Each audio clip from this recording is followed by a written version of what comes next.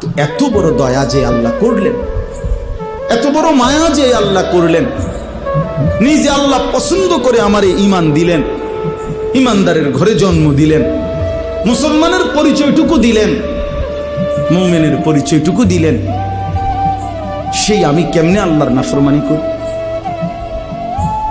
রাসূলুল্লাহ সাল্লাল্লাহু আলাইহি ওয়াসাল্লাম তিনি বলছেন যে আমি আসার পরে যদি আজ মুসা নবী জীবিত থাকতো, ঈসা নবী জীবিত থাকতো, নবীজি বলেন তারা দুইজনও আমি মুহাম্মদের অনুসরণ করা ছাড়া তাদের কোনো উপায় থাকতো না।